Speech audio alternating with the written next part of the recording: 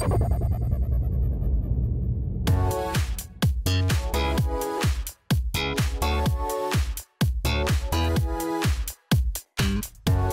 Noël, est-ce qu'on peut faire un tour de reine? Il n'en est pas question. S'il te plaît. Non. Salut à tous, bienvenue dans Story Movies. Au sommaire de nos envies de cinéma, c'est Noël avant l'heure. Et dans notre hôte, il y a Alain Chabat, l'ours Paddington Take a seat. et la reine de la scène, Nawel Madani. Est-ce que vous êtes là?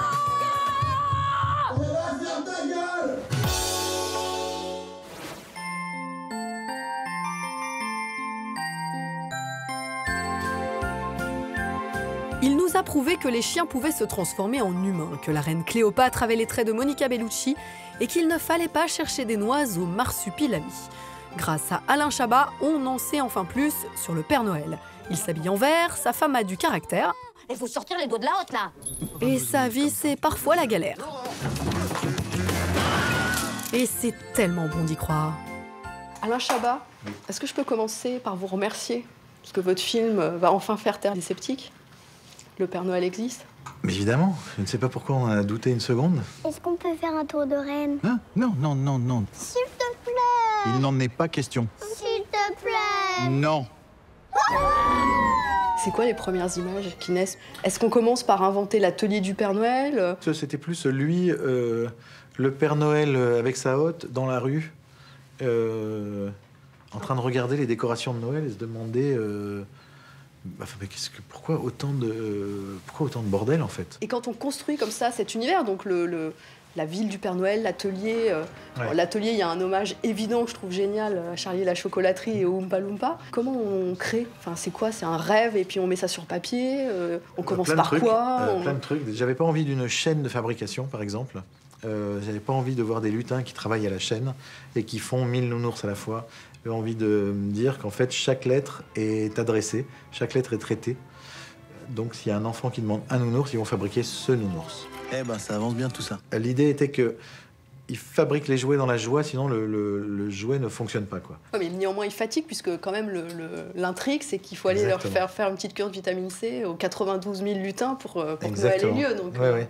Mais je pense que ça là, c'est parce que pour le coup, Santa Claus, donc le Père Noël, ne se rend pas compte aussi que le monde a changé, qu'il n'y a plus 200 000 enfants, ni même 3 millions, il y en a je sais pas combien de milliards, et ils demandent des trucs de plus en plus compliqués à fabriquer. Et donc je pense que les lutins font un burn-out.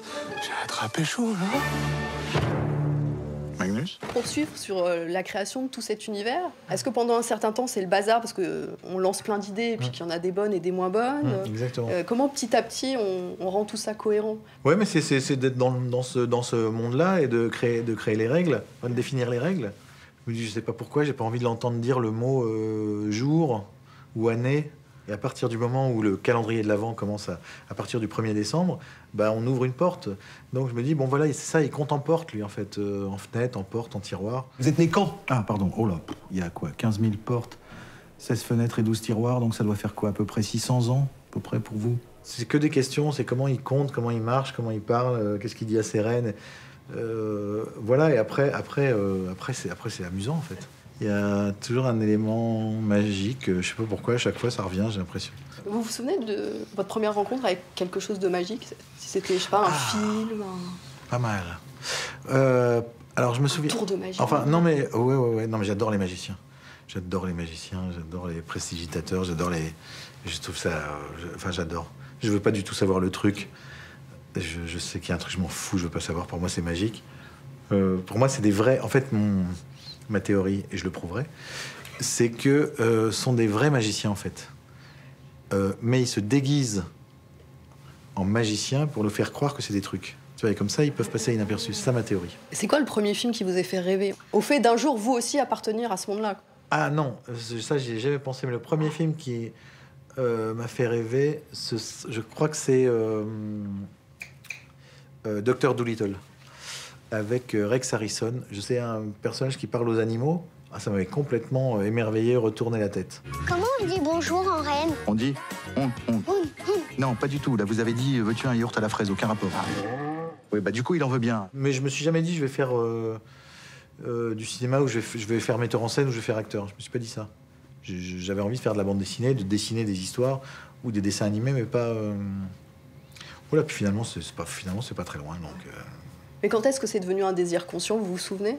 Du moment où vous vous êtes dit, ça y est, je suis prêt à passer derrière la caméra et... Ah, pas du tout, non, pas du tout. Je me souviens quand c'est. À l'époque de La Cité de la Peur, Charles Gassot, qui était producteur du film, produisait aussi des pubs, une série de pubs pour Orangina. Et il m'a dit, est-ce que ça t'amuserait de réaliser ça? Et je dis, mais j'ai jamais réalisé de quoi que ce soit. Et il me dit, ouais, mais ça va, tu vois, genre... Trop facile. On va trouver une équipe, t'inquiète, finalement, ça va aller. Et du coup, j'ai pris les boards, qui étaient déjà très drôles, j'en ai écrit d'autres, etc. Et à partir du moment où je me suis retrouvé sur le plateau à diriger l'équipe sur ces pubs-là, en fait, je me suis senti hyper à l'aise. À la maison, quoi. Ouais, je me suis dit, ah ouais, c'est super, en fait, comme job. Quand est-ce que le cinéma perd sa magie? Oh, le cinéma, quand est-ce qu'il perd sa magie? Non, il perd pas ça. Moi, j'adore faire la queue au cinéma. J'adore prendre ma place. J'adore mon popcorn salé, ma boisson. Je veux voir les bandes annonces. Je veux voir les pubs. Je veux être au 7e rang milieu. J'adore la salle, quoi. J'adore. Donc, moi, c'est toujours magique. Merci, Père Noël. Avec je peux plaisir. vous donner ma lettre? Ah oui. Cher Père Noël, comme cadeau, c'est possible qu'Alain Chabat me chante une petite berceuse de Noël? Merci, Sophie. Alors oui, je vais vous chanter une comptine finlandaise qu'on chante en Finlande au moment de Noël pour appeler le Père Noël. Je ne connais pas toutes les paroles, je ne garantis pas mon accent, je connais juste le début. Joulupukki, joulupukki, valkaparta, alka...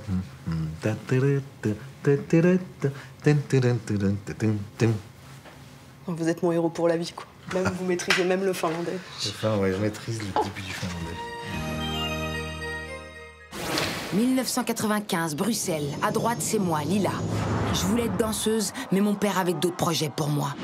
Danseuse, puis humoriste, actrice et aujourd'hui réalisatrice. 6, 7, change. À seulement 34 ans, Nawel Madani s'impose devant et derrière la caméra dans C'est tout pour moi, une comédie largement inspirée de la vie et des galères de celle qui est devenue une star du stand-up en 2011. Qu'est-ce que tu veux, toi? Je vais monter sur scène. Mais quelles ont été les influences de Madame la réalisatrice pour son premier film? Réponse entre deux éclats de rire. OCS première. Il y a eu Break Street 84, c'est lui qui m'a donné envie de danser. C'est là où j'ai appris le lock, le pop, toutes les différentes disciplines. Il y a eu Step Up pour les mouvements de cercle, pour faire mes découpages avec mon chef-op.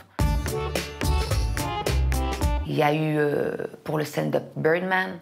Il y a eu Lenny, il y a eu The Man of the Moon. La relation avec le Pygmalion, j'ai été chercher aussi $1 Million Baby, parce qu'il y a quand même une analogie avec le combat de boxe.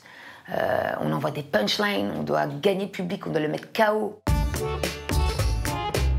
J'aime le travail de Scorsese et dans les parties clippées, je me suis beaucoup inspirée de lui et la voix off aussi. Parce que Scorsese a toujours eu que des voix off et personne ne se dit oui, mais il fait que des voix off. Non, mais il le fait tellement bien. La François Berlien, parce qu'il est dans mon film. Ouais, j'ai kiffé Transporter. Quand je lui dis ça, il est dégoûté. Mais j'ai kiffé Transporter. 6 mois, après 12 ans de galère, je suis arrivée là où j'en suis, à faire un film, à embarquer François Berléand, à emmener mon spectacle dans les palais des sports et les zéniths. Je suis issue d'une famille modeste. Hein. Mon père était chauffeur de taxi, ma mère était infirmière de nuit. Si moi j'y suis arrivée, tout le monde peut y arriver tant qu'on a la santé. Je vous entends pas. Est-ce que vous êtes là?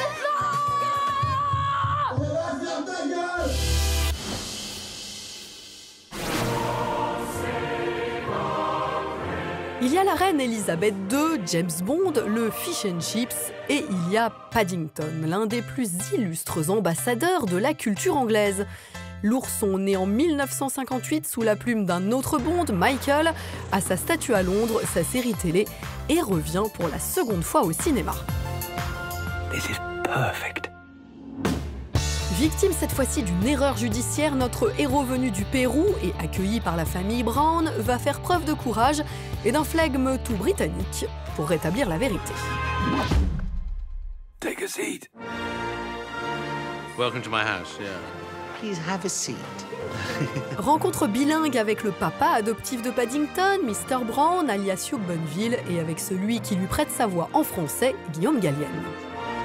In all the values that he brings with him are those that his Aunt Lucy has told him the British possess, to do with courtesy and small acts of kindness and everyone doffing their caps and carrying umbrellas and holding doors open for people, and that you can overcome problems with kindness and understanding rather than maybe destroying each other with 140 characters on Twitter. De toute façon, Paddington, c'est plus british, c'est difficile de faire. La réserve, la tempérance, la discrétion que peut avoir Paddington, cette façon d'avoir une émotion comme ça, un peu par en dessous, et en revanche d'être très enthousiaste pour dire bonjour, hello. C'est vrai qu'il y a un vrai hommage à cet esprit anglais.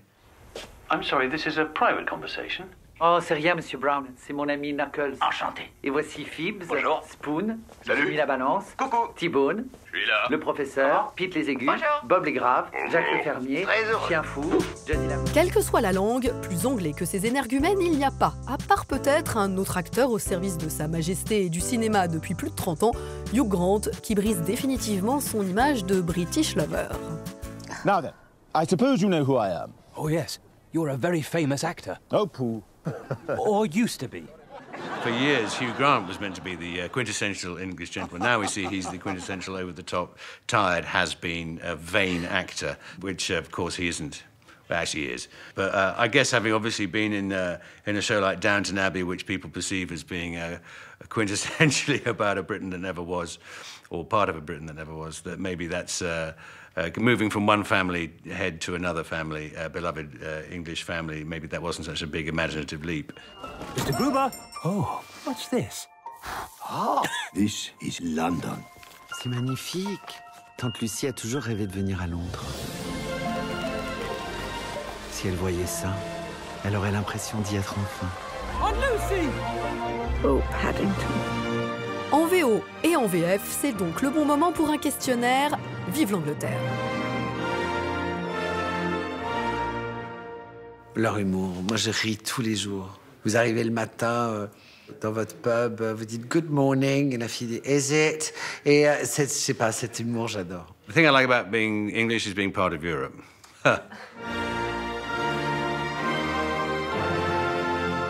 That we all drink tea.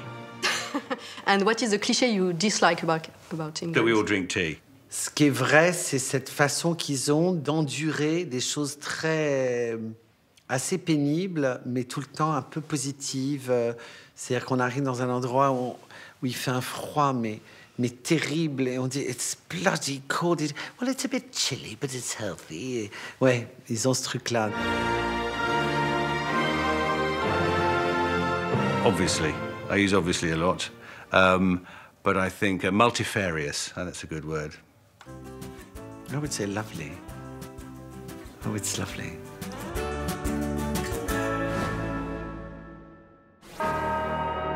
Do you have the papers? Not yet. Dans la série C'est cadeau, ça nous fait plaisir, on termine avec des images inédites du nouveau Spielberg, Pentagon Papers. À l'affiche, 2 stars à Oscar, Meryl Streep et Tom Hanks. Elle incarne la première femme directeur du Washington Post, lui son rédacteur en chef. Tous deux vont mettre à jour des scandales d'État impliquant 4 présidents sur près de 30 ans, sortis le 24 janvier. If you publish, we'll be at the Supreme Court next week. Meaning? Well, we could all go to prison. Nixon will muster the full power of the presidency, and if there's a way to destroy you, by God, he'll find it. I'm asking your advice, Bob, not your permission. You can't do this. The legacy of the company is at stake. If we don't publish, we will lose. The country will lose. What are you going to do? Story Movies, c'est tout pour aujourd'hui. On se retrouve la semaine prochaine avec 3 réalisateurs qu'on adore. George Clooney, Rian Johnson, le réalisateur de Star Wars 8, et Xavier Beauvois. Salut!